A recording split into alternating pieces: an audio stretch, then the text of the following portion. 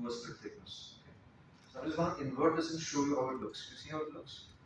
It's a nice bed, right? And you don't want that bed to be moving. You want it to be a relatively firm tissue bed. Okay.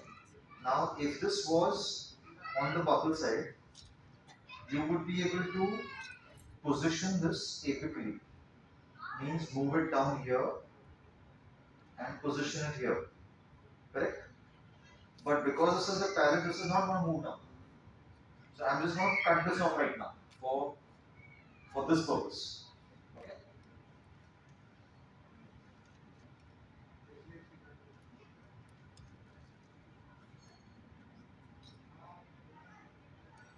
And since we are cutting it, I'll also show you something else, just for your info, since you're all PG students.